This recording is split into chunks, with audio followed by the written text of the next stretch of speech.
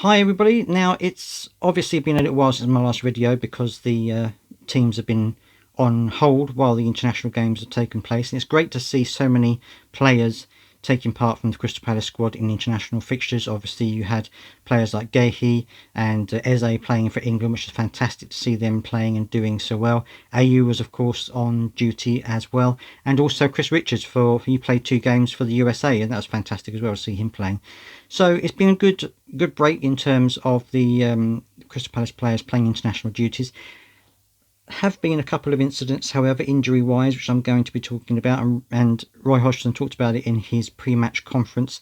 He said that Mark Gahey has got a slight hip injury, and he went into a bit more specifics about it. He said that it's something that he's had for a little while, and that basically he had an impact injury during the Scotland game, which made this injury that he had, or this problem that he had with his hip, worse, which is why he was substituted. So that's the reason why he's not playing. He's not going to be playing against Aston Villa, but Roy Hodgson is hopeful that it's going to be only a little while before he's able to play.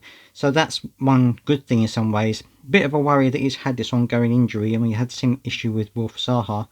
He was playing with an injury as well. I don't think he was ever fully fit after that first injury that he had last season. I think he was playing with the injury for a lot of that time. And it's a shame, but this is the problem with having such a small squad. I mean, in terms of centre-backs, we do have a couple of spares available, but of course you want to bring out the best players with each game. So it's a bit of a shame that because of our squad's depth that we are potentially having a bit of an issue if Mark Gay doesn't play. The other issue that we've got, of course, is who's going to replace him. Now, James Tompkins, of course, Roy Hodgson said that he's also got an injury, so he won't be in the squad for Aston Villa.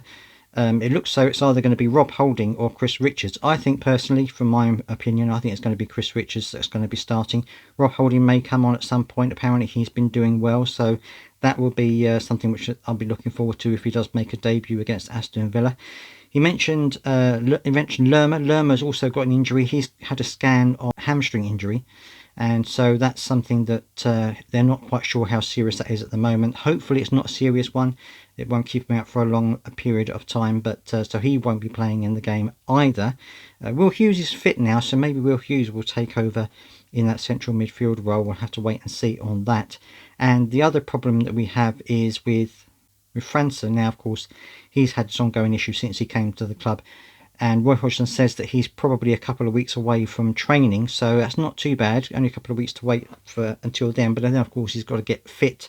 He's got to get up to speed with the club and how they play, so it's probably going to be maybe a month or so before we see him actually in the first team. But it's good to know that he is he is getting back to full fitness, and that he will be available in training very, very soon. So there is good news and bad news in there, of course, and we'll have to wait and see who Roy Hodgson brings in as a replacement for those two. Hopefully it won't impact too much on our game, and then we'll be able to still play with the way that we have been up until now.